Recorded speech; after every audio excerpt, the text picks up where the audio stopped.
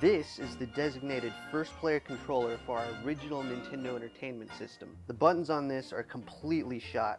The D-pad's worn out after years of directing characters to the right hand of the screen. The B button's crushed from holding it down to make characters run in so many games. The first thing we're going to do is grab our handy-dandy Phillips head screwdriver. If you don't have one of these in your toolbox, I don't know what to tell you. Actually, I do know what to tell you. Your toolbox sucks. If you're actually in the market for a Phillips head screwdriver, I suggest getting one with a magnetized tip. It makes life much easier. Once the screws have been removed, we can take the back off the controller and expose the innards. Some of you might be wondering what this chip is. This chip's actually what lets the Nintendo know what button's being pressed at any given time. Each button on the controller is connected to a corresponding leg on this chip. When a button's being pressed, it cuts the voltages to the corresponding leg, and that lets the chip know that that button's being pressed. The Nintendo checks the state of that chip 60 times per second. But I'm not worried about the chip today. What I want to do is get the board out of the controller, and to do that, you want to carefully unwrap the wire from the casing, and you want to be careful pulling this out because the wires are completely exposed and they're kind of fragile. You don't want to yank them off the board. I mean, if you did, it's easily fixed, but you know, then you'd have to bust out a solder gun, and that's not fun. So now we can take a look at the rubber contacts, and you get to see just how messed up this really is. Look at that. That's almost ripped completely off. We don't want that. Fuck that.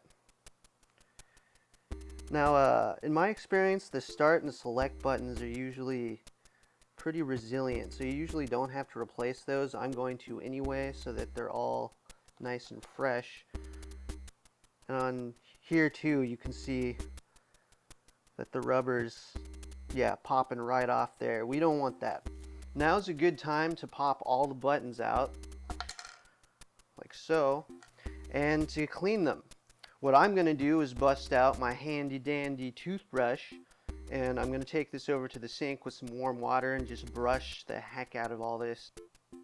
Alright, I'm done cleaning all the plastic parts. Now it's a good idea to clean the underbelly of this board.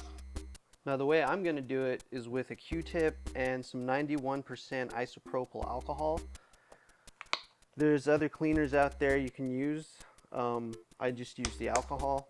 If you're going to use alcohol, I suggest using 91% or more because it evaporates faster.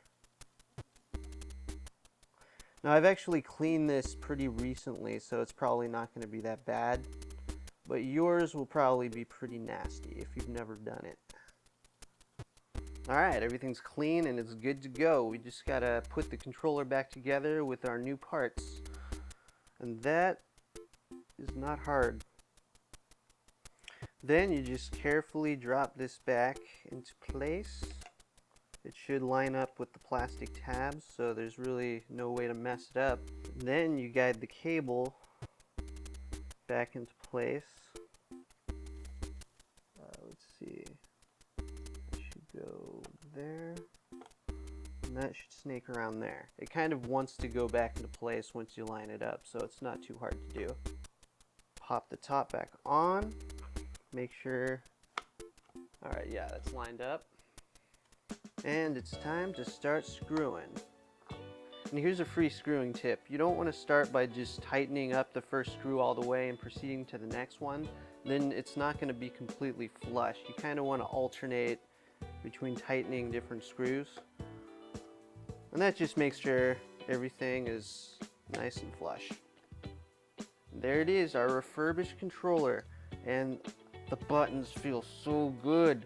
Yes, yes. So if you've got an old controller that's all messed up and you're thinking of throwing it away, hey, maybe you shouldn't, because it's not that hard to fix these things up. I think I only paid like $6.99 for the parts. To keep my controller from my childhood alive, I think that was well worth it.